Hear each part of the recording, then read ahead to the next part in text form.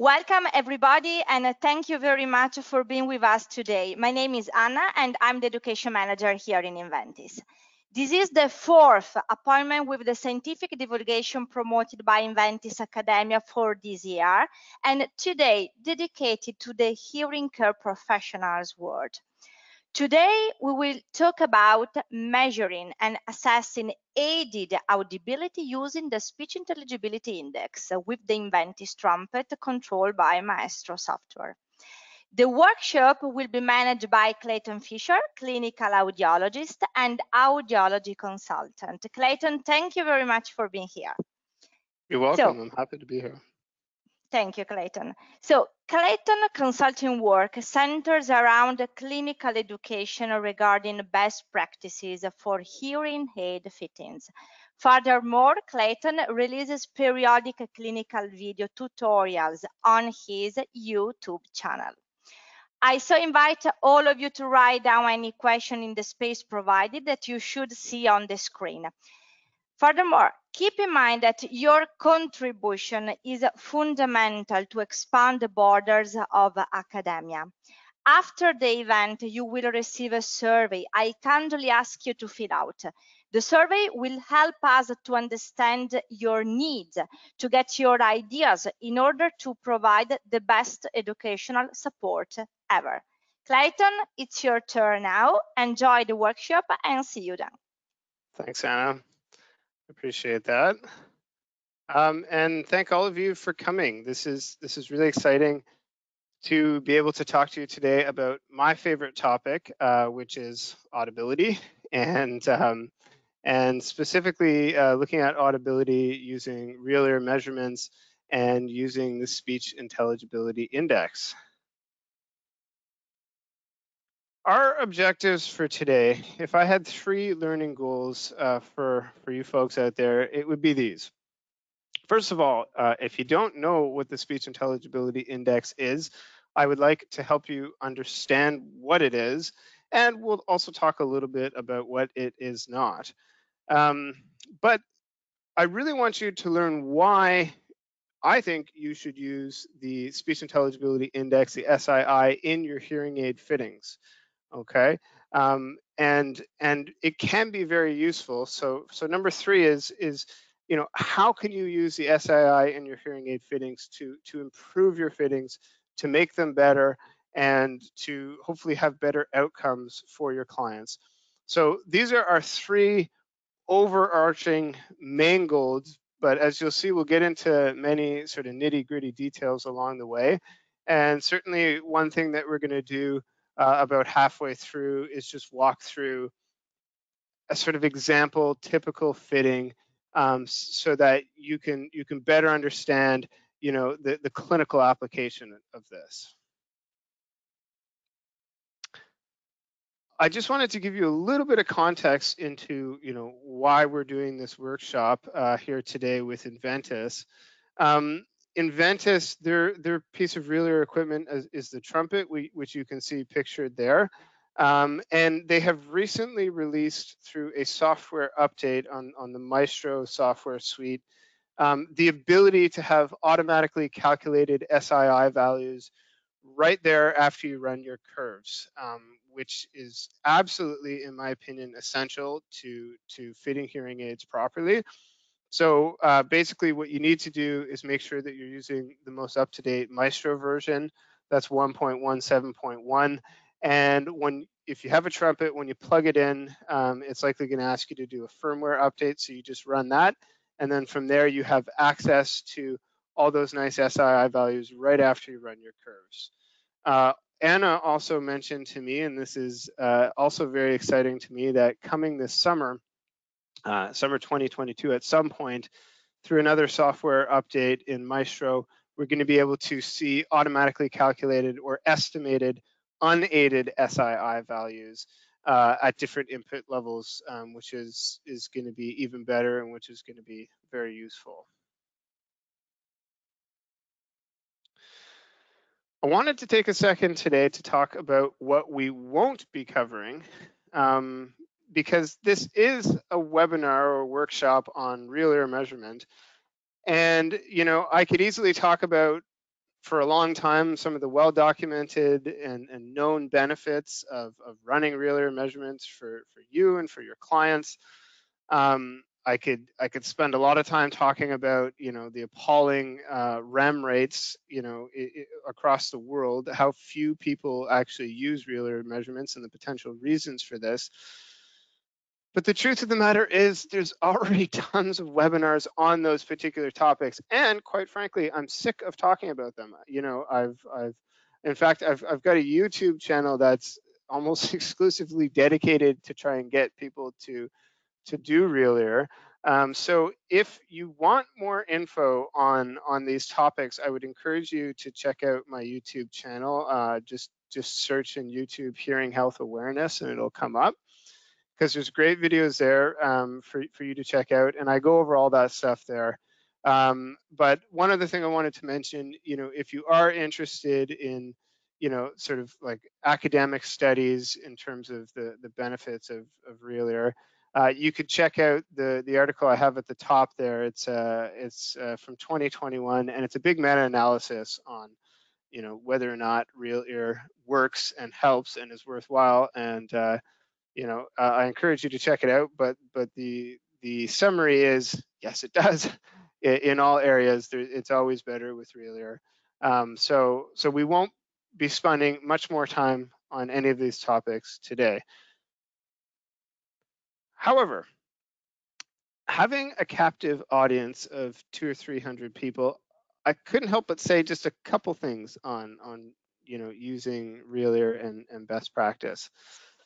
The first thing I will say is that I believe, and others believe, that it is unethical to blatantly disregard best practices and just decide that you're not going to do real ear measurements because whatever your reason is, you know, you don't want to, you don't feel it's useful, because you're depriving your clients of audibility and the ability to get them hearing better. Okay. One of my viewers on my YouTube channel pointed out that that in 2009, Catherine Palmer, who's, you know, a research and amplification sort of guru, she had an article in Audiology Today on it, and it's a great read. It's an easy read. It's a quick read. I'd encourage you to check it out. But one thing that I just wanted to highlight was a quote that she included in that article from Ryan McCreary, who's sort of also like a real ear advocate from Boys Town in the US. And, you know, the context is I think he was at a conference and someone was asking him within the context of hearing aid uptake if we could potentially be over relying on real ear measurements. And in quotes here, this is his response. And it's, I hope we can continue to discuss the reasons that hearing aid acceptance is not higher in the hearing impaired population. Very polite of him to say that. But the fact that a doctoral profession is arguing over whether or not to individually verify the gain and output of a hearing aid in the patient's ear that takes less than 5 minutes might just be a good starting place as to, you know, why maybe more people aren't using their hearing aids. So I think that kind of says it all. You know, the question is like, why are we even still talking about this? Let's just move on and fit some hearing aids properly. And there's a lot of people who talk about this, but I think my favorite talk about this is Mike Valente's Audiology Online talk. It's called Why Isn't Real Ear Verification Performed? And he kind of just goes on a rant, and it's really great, and I love it. So please check that out if you're into that stuff. And the very, very last word on this topic is that you can't fit a hearing aid unless you're using real ear measurements, okay? Because real ear constitutes the hearing aid fitting. That's how you fit a hearing aid. So if you're not doing real ear measurements, then you're not fitting hearing aids. And if you're not fitting hearing aids, then you are dispensing hearing aids. And I think, you know, we all know where we'd like to be, what camp we want to be in, or at least I know which one I do. With that said, I'd like to tell you just a little bit about myself. I studied audiology at Western University, which is in Canada. And if you've never heard of Western, it's the place that developed the desired sensation level, or DSL, prescriptive fitting method.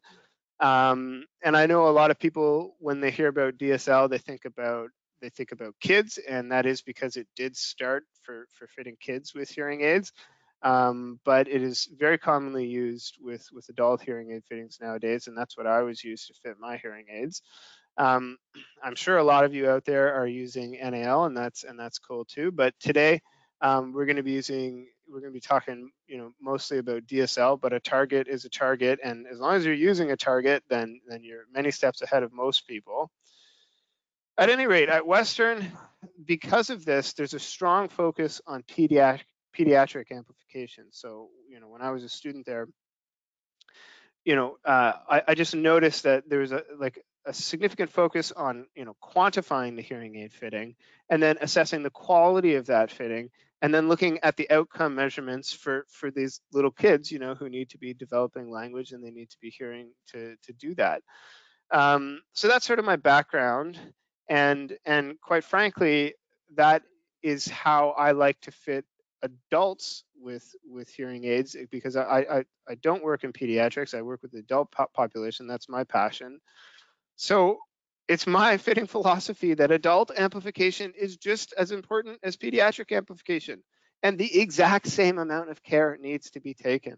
Okay, so if you look at the photo there, that little kid's ears are just as important as, her father's ears, as adult ears. Now, we know kids need to be able to hear to develop language, but we also know a lot now with modern research, recent research with hearing and cognition, that adults need to maintain, the hearing that they have. They need to keep their auditory cortexes active, and we know that hearing health is related to overall health. So, yeah, so I just don't really think that there's an argument there anymore that, fitting kids is more important than fitting adults. So, as such,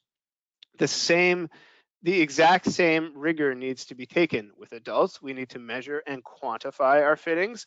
We need to assess them for quality and adequacy. Are we doing good enough for our clients?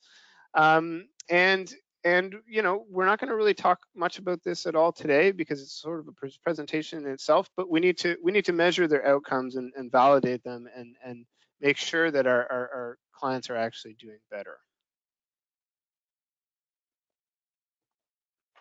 So, at last, what is the Speech Intelligibility Index? It's actually terribly simple. It's simply the percentage of speech energy that is audible to your patient, to your client. You can look at the amount of energy that's audible without hearing aids and with hearing aids, of course. So when we're talking about without hearing aids, I don't know if you guys have ever seen, the count the dots audiogram from Killian and Mueller, but the picture that I have up there is actually it's from the Maestro software in the Pure Tone screen.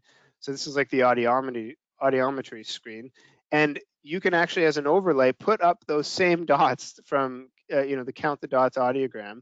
And what you can see is that the Pure Tone thresholds essentially cut those dots right in half. You can also see that there's more dots in certain areas than in others.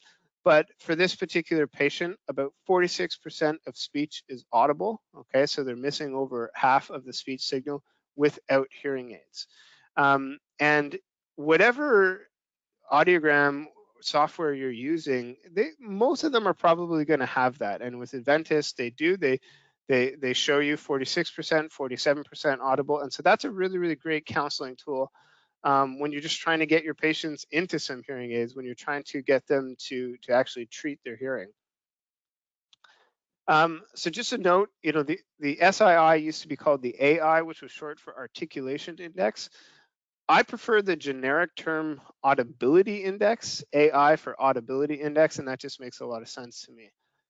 If you are using your audiogram software to look at that, you may notice that it's a little bit lower than in your realer software, the SII, and that's because most of these are your audiogram suite's going to be using a 60 dB SPL speech signal, which is just a little bit lower than an average speech signal, which is what we'll be looking at today. So the Speech Intelligibility Index is weighted by frequency. So we talked about those little dots, there being more dots in certain frequency areas. And so what I actually just did with this image here, this is, you're looking at the real ear aided response, or an SPLogram. So it's like the audiogram flipped, but in dB-SPL. And all I did was actually count up those little dots, and I listed them along the top, how many dots there were in each frequency region. So you can see, the higher the number, the more important the frequency area. And if you just count all those numbers up, what you'll find is that about 80% of speech audibility can be explained by the 500 hertz to 4,000 hertz range. I think it's 79%, but let's just say 80%. And so, of course, if we want to focus on any area with our hearing aid fittings, you'd probably want to focus on this area here. I also wanted to mention, just before I go any further, if you have any questions, as Anna said, please feel free to type them as you think about them into the chat box. And what we'll do at the end, we should have plenty of time, and we'll just try and get through as many as we can at the end, but you can certainly type them in as you go and ask questions as we go. I wanted to take a quick second to talk about what the SII is not. It is not a measure of speech understanding, okay? If you have an SII of 50, it just means that 50% of speech is audible. But if you want to, you could use the curves over on the right side there to predict speech understanding. So for example, if someone's got an SII, either unaided or aided, of 50, you could predict that they would get about 7 out of 10, NU6 words correct on a speech test. But, the question is do we really care, what they score, if we were to test them on that, and does the patient? Well, my argument is not really, it's not something that I focus on, because really what the patients care about is, if they can hear their grandchildren, or if they can hear over dinner and such. So we're not going to focus on the relationship between the SII and speech understanding, or predicted speech understanding, today. So why measure the SII then? Well, first off, right off the top, I can think of 3 really, really good reasons. Number one, to know what your patient's unaided audibility is, which I think is a pretty important thing to know. So from the starting point, actually, with a probe tube in their ears, how much of that speech signal can they actually hear without hearing aids? And of course, the inverse of that is how much are they missing? The next step would be to put some hearing aids in their ears and measure their aided audibility, which is also a good thing to know. At the end of the day, with hearing aids, how much speech is now audible to them now that we have these expensive hearing aids on their ears? And of course, number 3, it follows that if you knew the unaided audibility and now you know the aided audibility, it's really nice to know and do a quick calculation and figure out the improvement in audibility that they're getting, so that you know how much you're helping improve the audibility of the speech signal when you put the hearing aids in and after you've adjusted them. Okay, so in this example here, we've got a 14 and a 15-point boost in audibility.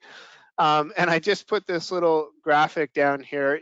If that number is positive, it means that the hearing aids are helping. Now, they might only be helping a little bit, but if it's positive, they're helping. If it's 0, you got a problem, because if the difference is nil, then the hearing aids aren't doing anything net overall. And of course, if it's negative for some reason, and I have seen it happen, then you have just fit your patients with very expensive earplugs. 3 more reasons to measure the SII is that it's a really convenient way to quantify your fitting, so that you could say at the end of the day, and you could send it to anyone, any other professional, and you can have it for reference for yourself. This is the aided audibility that I was able to achieve for my patient. And if we're looking at the improvement in audibility, we can also use that to predict how well we think the patient is going to do with hearing aids. Are they going to notice a difference with these on, or are they maybe at risk of not noticing a big difference and potentially returning their hearing aids because the benefit that they're getting doesn't outweigh the cost of them, or whatever it might be. We'll talk more. I've got a tool coming up on that later that I think hopefully you're excited about it. And finally, knowing the SII values and having done real ear and having the results in front of the client is a perfect chance to counsel the patients on how their hearing aids are helping them, because these percentages are very intuitive to the clients, and they get it, and they know why they're there, and they know why they're going through the process of getting hearing aids.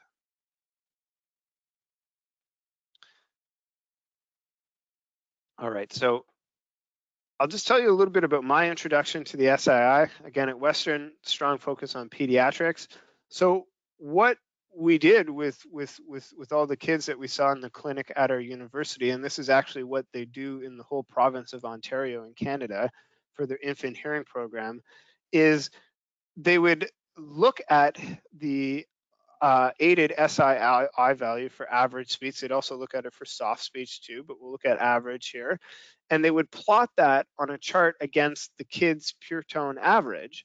And through the PDAM program, they had developed norms for kids, and they knew what sort of range those fittings should fit into. And so you can see on the chart there, we've got this X that shows for just over a 50 dB, pure tone average. This kid had just under an aided SII of 80, just under 80, and that plunks sort of right in the middle of those two extreme lines. So 95% of hearing aid fittings for kids, well-fitted hearing aids, are going to fit within that range. So we can feel really good about that because we know we're doing as good of a job as we possibly can for this kid. Now, if your hearing aid fitting was falling outside of that for some reason, you'd want to look at why that is and if there's anything that you can do to improve it. So, the idea is the level of audibility we're giving this kid appropriate for their degree of loss? Now, as I was in school, I couldn't help but wonder, and certainly when I got out into the clinic, why don't we have this for adults? Do we have this for adults? Does such a thing exist? And when I really started to look into this and care about this, it was sort of early 2018, and there were no norms for adults at that particular point in time. And I think I messaged my old prof, Susan Scully, and I asked her about it, and she said no. And she said, well, why don't you just make your own norms? Like, why don't you just measure it in your clinic, and you can use those norms for your clinic. So at the time, what we were doing a study on, I think they were Starkey Muse IQ hearing aids. We were looking at speech and noise or something like that. But what I did was I just made sure that we had all the clinicians include their aided SII values for 65 dB speech and their unaided SII values for 65 dB speech, so that we could look at the data and sort of come up with a norm for our clinic. So the cool thing about this was that it included all sorts of clinicians, audiologists, hearing instrument specialists. It included, DSL targets, NAL targets, new users, experienced users. It included all sorts of degrees of hearing losses and matched to targets. Not everyone was matching the targets perfectly. So it was a really nice thing for us to have in the clinic, because it was ecologically valid. It was like real world that we had recorded. So that's the chart there on the left side, and that's basically the adult version of what I just showed you. But because I had the unaided SII value as well, I could actually look at, if you, for a certain degree of hearing loss, what sort of change in audibility was expected, and that's the graph on the right side. And it's actually this data that helped me to develop the tool that I'll show you a little bit later. But what you could see there is, for example, so for a milder loss, like around 10, 15, 20 dB PTA, you could see a very small improvement in audibility, and that might be appropriate. And so on. You can go up as you move up the chart there. There certainly seems to be a sweet spot right around 30 to 50 dB pure tone average, where you're seeing a really nice solid big change in aided audibility compared to unaided. So we'll come back to that later. And this number here, on average, if you average them all out, the average change that we saw across all different types of hearing loss was about 15 or 16 percentage points. and we'll come back to that later. Now, luckily, within that same year, there was a group from Western who actually published normative data for adults using well-fitted hearing aids fit to DSL targets. And this has been an incredible resource to have, because for adults now, we can now assess the appropriateness of our fittings using these charts here, doing the exact same thing, plotting the 4-frequency PTA on the bottom and across with the aided SII on top, to see if we're sort of getting our clients within that normative range. These ranges are actually incorporated into at least one REM fitting or equipment that I know of. And I'm kind of hoping that Aventis will see this presentation and go, hey, maybe we could incorporate this into our software in some way, because it's really nice to have those ranges right there in the software, and you don't have to do any sort of calculations or plotting anything on a chart. So thank you to the folks at Western who did this important research. All right, so as I mentioned, I love to counsel with the Speech Intelligibility Index, and I noticed that when I was doing so, I wouldn't like the ultimate SII value, the aided SII value really wasn't what I cared about. I would always be talking to the patients about this change value. How much have we improved things for you?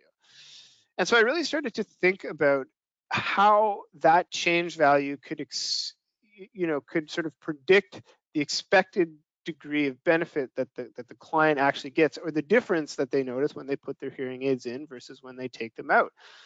And so I sort of wondered, like, okay, could we have a better classification system than the one I've put down here, like, i.e., they're helping, they're not helping, or they're making things worse.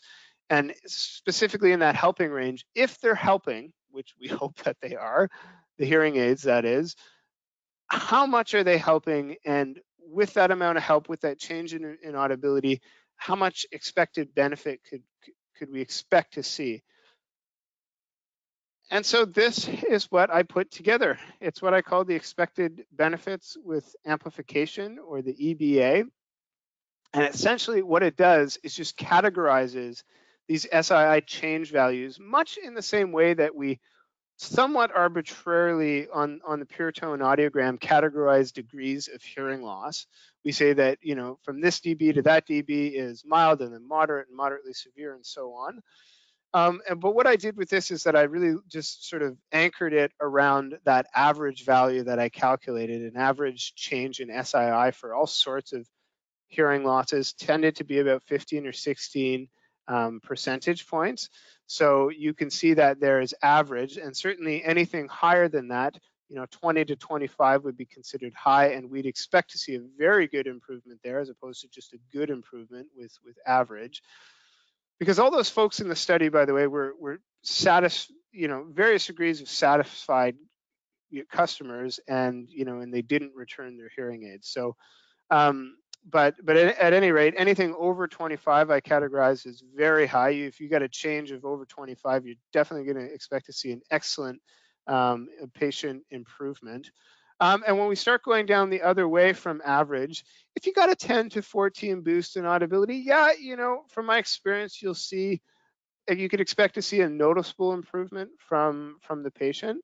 And as we get below that into single digits, 5 to 9, you'd expect to see a slight improvement in terms of their benefit if they notice that the hearing aids help them when they're wearing them.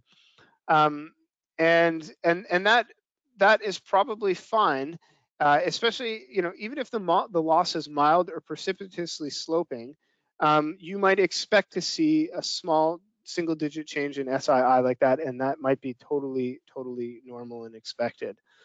Very low, anything below 5, really, minimal improvement is expected. It's still positive. They're still helping somewhat, but that's really a heads up to re-examine the fitting, unless the loss is very slight. Okay, and then of course, if it is 0 or if it is negative, then that's a major red flag. You need to re-examine the fitting and figure out how to make the hearing aid work as a hearing aid and not an earplug or a transparent device. So again, this tool is really just a categorization. It's based on some research that I did in the clinic, but it's not like thoroughly researched. It's a classification system. But I have found it to be very helpful, and I've shared this with a number of clinicians who've also found it to be helpful. So if you're looking at your change value in SII for a particular patient, you could just glance at this and kind of get a better idea of whether or not they're going to be noticing an improvement with the hearing aids. And importantly, you want to look at this based on the actual hearing aid gain settings that the client leaves with, their current gain settings, not some sort of ideal, and then you've gone from that ideal and turned it down there. If anyone wants a copy of this, I'll try and do up something that looks even a little bit nicer, and you can shoot me an email and I'll email that out to you. All right, so why don't we, without further ado, look at a fitting example. So today for our example fitting, I'm using Carl. Carl is a clinical assistant for research and learning. He's basically a mannequin head with anatomically sort of expected ear canals that have human-like ear canal resonances. So it's really great if you want to do a real ear fitting without actually needing to have a patient. And so today, you know, Carl, we're sort of saying that Carl has a standard sloping loss. That's the audiogram that you see there. And I think most of you agree that this is like a sort of fairly typical, just standard presbycusis open fitting that you would fit, you know, with a pair of RICs. And we'll just say that Carl is a first-time hearing aid user. If you want to learn more about Carl, you can check out Ahead Simulations. Their website is there. And I'll just mention here, so all the curves that we're going to look at are in real ear aided response. And I know some of you might still be working in looking at it in gain, but we're looking at it in output. And we're only going to look at 65 dB speech today, average speech. We're not running any MPOs. We're not running loud speech, soft speech. We're just going to keep it simple. So here we go. Quick check-in on the fitting details from the Maestro software and the trumpet screen. Again, we're looking at real ear aided response in dB SPL. We are using DSL version 5 adult targets. We're just going to be using an average RECD and average REUR. And the hearing aids that I'm using for this are just new Starkey RICs with 50 dB receivers. And as I mentioned, you know, we're going with open domes, and of course, we're going to be using the open calibration, and that's a little toggle switch that you see there. It says open fit. And essentially what that does is it just prompts you to remember to mute the hearing aids before calibrating and then unmute them before sort of capturing your curve. So what are our fitting goals? Well, essentially we're trying to achieve two things with this hearing aid fitting and with any hearing aid fitting. We're going to try to improve audibility for the client optimally and try to make some adjustments to make sure that this person is going to have the best possible experience with the hearing aids. And we want to do so in a way that maintains loudness acceptability for the client. So put another way, we're going to try to approximate our prescriptive targets as closely as we can in order to optimize the aided SII. But we need to consider Carl's perceived loudness, and we need to keep checking in with him on that. So I always do my hearing aid fittings using a loudness scale or loudness rating scale because, you know, patients have no idea. They'll just say, yeah, it sounds okay. So you need to give them a way to like reference points to measure and describe the loudness that they're experiencing in a very standardized way. So what I use is the Cox et al. Loudness scale that basically goes from very soft to uncomfortably loud on a 7-point scale. And typically for new hearing aid users for average speech, you want to have them comfortable but slightly loud, and we'll get into that. Okay, step one.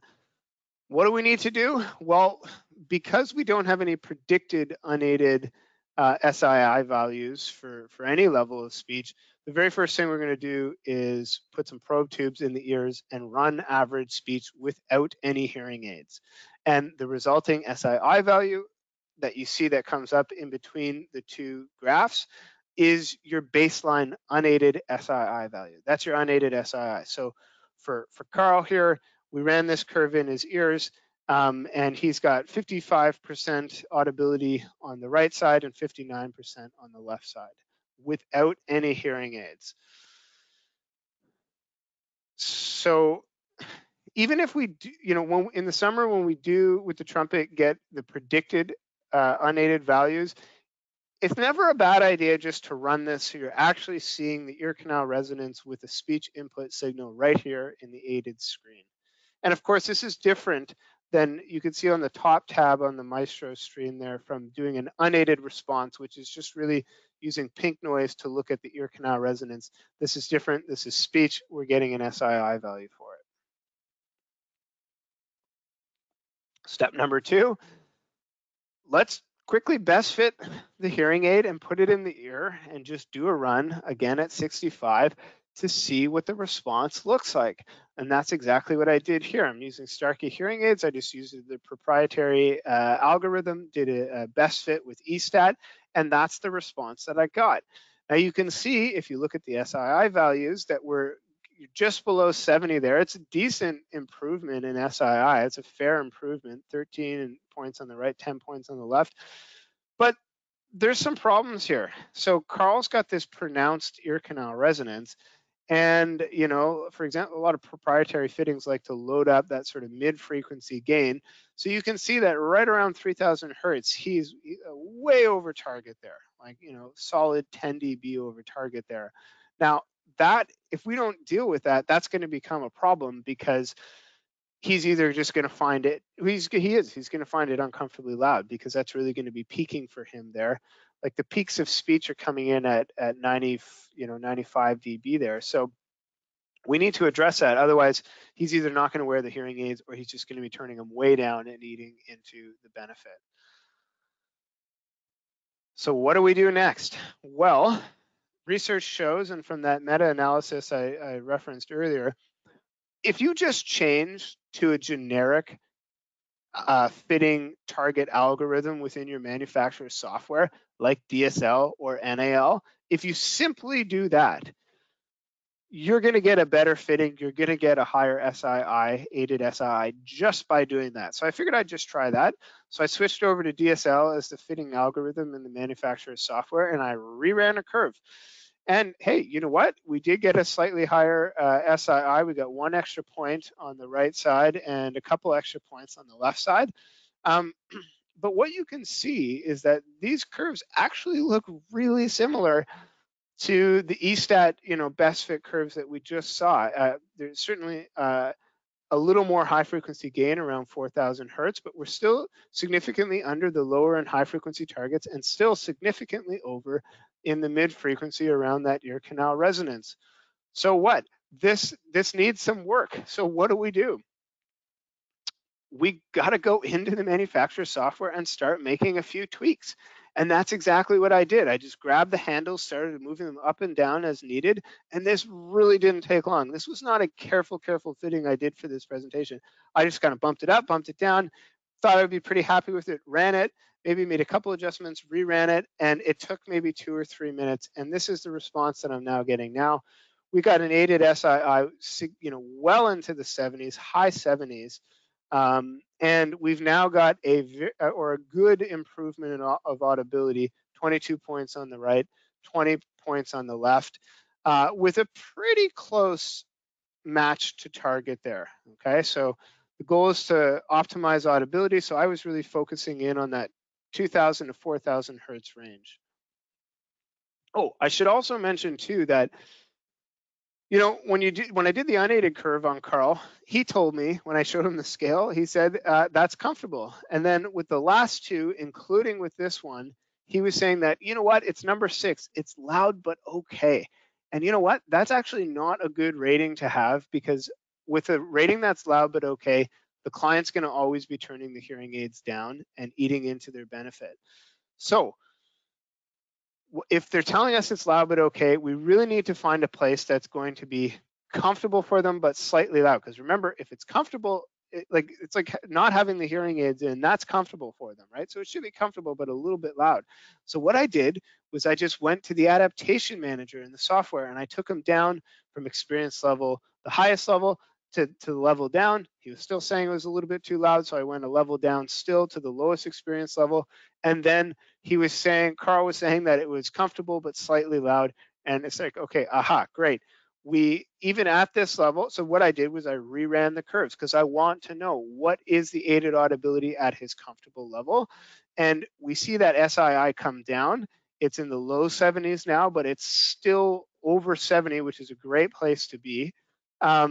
At that lower experience level, and he is under target. We've got an average improvement in SII on the right and a fair improvement on the left.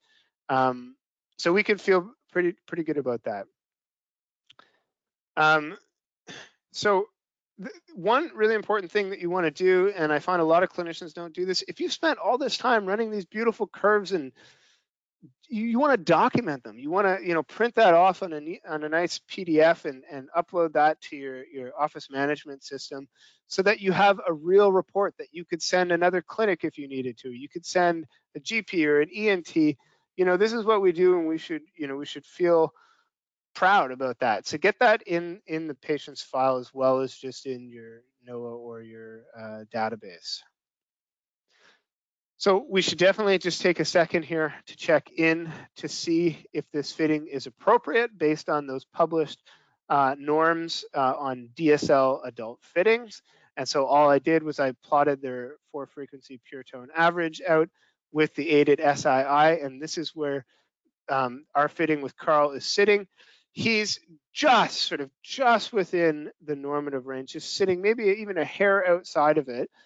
But that's fine with me, because what we're going to do is tell Carl that, we've got him into the normative range. It's on the bottom end. And with time, we're going to work to try and improve that. This is a starting point. And over the months and over the years, we're going to work to get him nicely into that range and further improve his benefit. And we're going to do that by pushing gain up a little bit, either automatically with automatic adaptation managers, or every time they come in, just giving them a boost.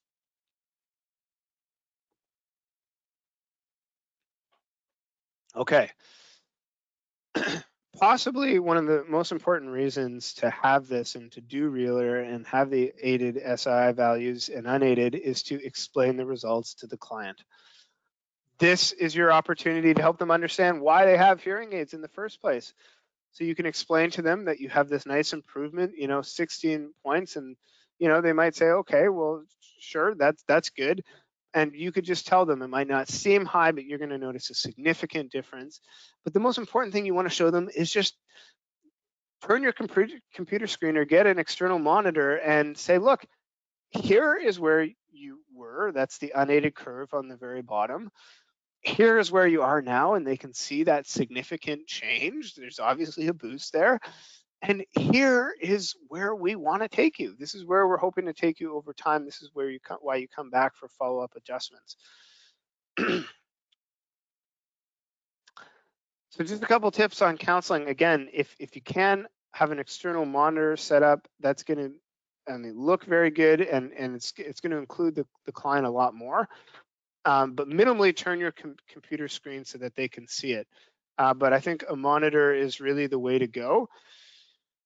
And honestly, as you're running these curves, you should explain them as you go and include the patient in the process and really make Reeler the center of your hearing aid fitting. Most of the time, to explain the results, the aided screen is really all you need. But if you want to, Ventus has a live speech screen where you can kind of get creative. It switches things back into the HL audiogram view. It shows you the difference between the probe tube mic and the reference mic. So it's kind of cool. But really, though, what this is your opportunity to show the client the value that you, as the professional, the person fitting the hearing aids, adds to the fitting. Okay, if you just best fit them, this is this is what they would have. But we've made these adjustments. You're going to be doing much better because it's been personalized for you. A very quick note on experienced users. If you have an experienced user, yes, you can run the unaided SII so that you have that baseline default value, but really with an experienced user, the baseline default should be the 65 dB speech response with their old hearing aid. And that's the baseline. And then when you measure the new hearing aid, you're really looking for improvements over the old hearing aid. Okay, so you may see that there's a nice big boost in the aided SII if the client's been, underfit for many, many years, as we so commonly see. But if they're a power junkie and they're way over target to start with, you can't be fitting them right on target. They're going to say it's way too soft. So you have to look at the existing response of the client's hearing aid so that you can match or improve that. Otherwise, you're just putting on a blindfold. You have no idea what you're used to. So definitely always, always, always run the curve, 65 dB curve on the old hearing aids. And really the improvement is the aided SII for the new aid minus the aided SII for the old aid. Very quickly, some last tips and tricks. We have an on top mode with Inventus, which is extremely helpful for making adjustments, because what I like to do is just spread out the the aided curves right on top of the simulated curves so that I can't even see the simulated curves, and then I just go into my handles and make my adjustments and rerun right from the fitting software. Quick note on simulated curves, don't worry what they look like at the end. These are the curves for the fitting that we just did in the manufacturer's software. They look pretty wonky. Well, that's because what we care about is what we're actually measuring at the patient's eardrum. So what those simulated curves look like doesn't matter. What matters is the output at the client's ear. So in conclusion, aided and unaided audibility needs to be measured and assessed. And we have that as a new tool with the aided SII automatic calculation on the trumpet. Aided SII, hopefully you'll understand it's essential for your hearing aid fittings. It's essential to be able to quantify the fitting and then therefore assess the adequacy of the fitting. If you don't have that number, you can't do that. I also believe that it's possible to predict benefit with the hearing aid based on the change value that you get, and that's hugely helpful for me, especially identifying people who might be at risk of not succeeding with their hearing aids. And then it is crucial to counseling patients and helping them to understand why they're getting hearing aids and how the hearing aids are helping them. And the very last thing I'll just point you to, I'm definitely not the first person to talk about SII and audibility and hearing aid fittings. I came across an old M. Lanny article that really gets into the nitty gritty of the SII if you ever want to go down that path. But more just sort of quicker articles. Susan Scully's got a really great 20Q article from 2018 that's all about exactly what I'm talking about today in more detail. And Ryan McCurry has a recent article talking about using the SII to assess actual hearing aid candidacy, specifically for kids who have mild losses. But we could use that also, as a candidate. We could look at doing that for adults as well. So definitely check that stuff out. And I'd like to thank you for your attention today and for taking time over lunch or in the evening to do this. We're going to get into some questions right now. We've got a few minutes left to answer them. But if you have any other questions or you want anything from this presentation, you can feel free to just shoot me an email as well. Are there any questions, Anna? Yes, sure. I'm here again. First of all, thank you very much, Clayton. I truly hope you all enjoy this fantastic learning opportunity.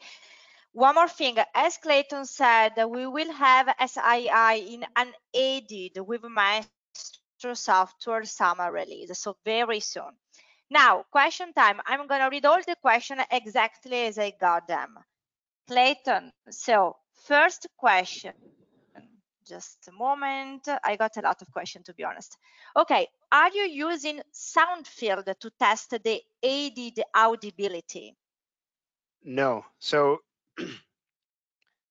again, if you really wanted to know the true speech understanding ability of a client, you can always throw them in the booth with Soundfield and test them with and without hearing aids and look at that actual percentage improvement in speech intelligibility.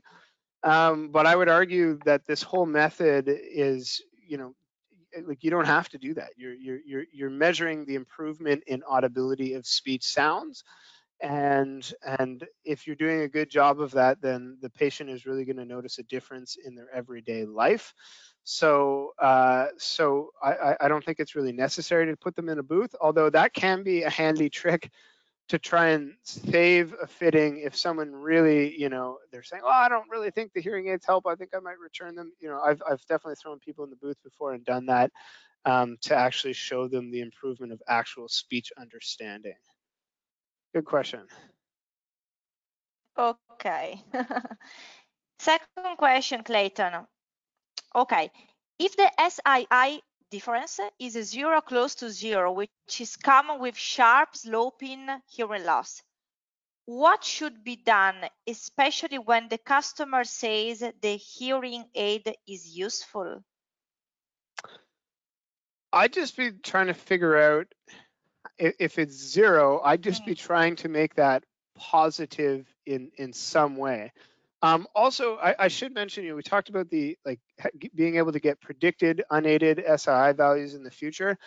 When someone has a really, really slight or a mild loss or a precipitously sloping loss, I always run the unaided speech curve at 65 just to see exactly what it's like in the actual real ear, because with those super mild losses and slight losses, targets are sort of less relevant. And really what you're looking at is what is the unaided response like? And hopefully with your aided response, you're breaking away from that in some sort of meaningful way, like giving them a lift, giving them a boost in audibility. So really I would go in and measure the unaided SII and just look at how those curves differ. And as long as the aided curve is higher than the unaided curve, then you know that there is some improvement. Okay, thank you, Clayton. Brilliant. Another question, can you give a short explanation of why you prefer DSL for adults? Yeah, it's pretty simple. Like if over the years, the DSL versus NAL, like the actual output targets have become more similar and more similar. And generally speaking, NAL, you'll see the targets be a little bit higher in the mid frequencies, and DSL, you'll see the targets be a little bit higher in the higher frequencies. But because I'm all about audibility, DSL, the whole method is based on improving audibility. So it's audibility based as opposed to being loudness based. And quite frankly, the norms, the adult norms that I discussed earlier, from the group at Western, they don't exist for NAL, and I really like having those. So knowing what the differences are and knowing how similar they are, I always use DSL. I get to use those nice published norms, and I get to focus on high frequency audibility as well. And heck, if I'm a little bit over target in the mid frequencies, I know that's what an NAL fitting would look like anyway. And so, yeah, good question. Okay, thank you, thank you. Clayton, I think that you have already answered a lot of questions during your lecture, but it is great to repeat the concepts, I would say. So from Greece, is it possible by using SII to estimate the degree and type of hearing loss? Yeah, so the SII, the only way that we can calculate that is by knowing the patient's audiogram and the degree and type of hearing loss. So once you have that in your audiogram software or your Reeler software, you use the degree of the hearing loss and the slope of the hearing loss, the configuration, to figure out what your SII value is. So you need one to be able to obtain the other. But certainly different degrees and different configurations of hearing loss affect that unaided and aided SII value in different ways, right? So just plunk it into your fitting software or your audiogram software, and you'll be able to see the effect of the hearing loss on the SII. Okay, great. Always Madison is asking, how are you calculating the SII on these REM charts? Are you literally counting dots? That's a great question. Yeah, so Yeah. I wouldn't honestly, I would not use a REM system, a realer system that didn't make this automatic calculation, because I rely on it so heavily. So no, in the folks at Adventis have figured that out, and they're essentially counting the dots for you behind the scenes. And as soon as you finish that curve, as soon as it finishes recording, that value is automatically there. There's no counting dots. Yes, definitely. Then, furthermore, based on your experience, how much of a difference do we expect with running RACD against using average? Oh, yeah, great question. If it's an average ear, average RACDs are fine, and there's not going to be a huge difference. But obviously, if you can always be measuring RACDs, if you can incorporate that into your practice, that's always preferable to have measured as opposed to predicted or average. But where you absolutely cannot get around measuring an RACD is when you have someone with an atypical ear. So if they've got like a perforation or anything like that, like, or they even just have a really big ear canal or a really small ear canal, then that's when you absolutely you have to measure the RECD, because what you'll notice as soon as you do that is that once that's incorporated, your actual thresholds, your dB/SPL thresholds will really change depending on what your atypical RECD is. Okay, fantastic. A lot of congratulations. Thank you very much for your answer. A very interesting presentation. More Well, thank you all congratulations, for coming. Clayton. Yeah, great. Okay, I cannot see other questions, to be honest. So I strongly invite all the attendees to keep asking questions if they need to get answers, please. Thank you. Yeah, and thanks for everyone for coming. And if you have any specific questions, feel free to reach out to my email address there. Okay. Kylie or Kili, I don't know how to pronounce his name. I'm not sure if my equipment will allow me to store measure and aided SII rather than using the predicted value. Any thought? So at the moment, Trumpet doesn't allow you to do it. Probably with other equipment you can. So, sorry. So they're not able to store what the To store okay. measured and aided SII. Oh, both. Well, you just do it as long as you're doing it in the aided screen. You reserve a slot to do it unaided within the aided screen, and it's considered an aided response, but of course you know that you didn't have the hearing aids in and it's unaided, and that's what we're doing with Trumpet, and that's what I've done with various other hearing aid or REM equipment where they don't give you like a predicted unaided value. You should be okay. It doesn't matter what equipment you're using if you're running it in the real ear aided screen. If it gives you, because if your system gives you aided response values, then you can do it without hearing aids, and that's your unaided value. Um, yeah, and frankly, if you're using REM equipment that is not providing you with these values, if I were you, the first thing I would do is reach out to them to see if they can start including them, and if they can't, then that actually might be a reason to upgrade your equipment. Okay. Thank you, Clayton. Brilliant. No more questions. Okay, so another one, just a moment. Okay. Do you only counsel on 65 curve? Are you also counseling on soft curve? Yeah, that's a great question. In my actual hearing aid fittings, like, and you know, I am a clinician. I'm in the clinic all the time. I did 3 hearing aid fittings yesterday. You know, I always run MPO and I always run soft speech, and I will definitely counsel on soft speech because soft speech, you will often find, I mean, it depends on the hearing loss, but you can often get a patient the same or better audibility, aided audibility for soft speech compared to their unaided audibility for average speech. And so that's often how a counselor will say, look, just so you know, we're actually getting you hearing soft speech better with hearing aids than you were hearing average speech without them. And that resonates with them. Right? Like, okay, wow, that's great. So good question. Okay, fantastic. No more questions. So Well, thank you everyone it's for fine, coming. Clayton.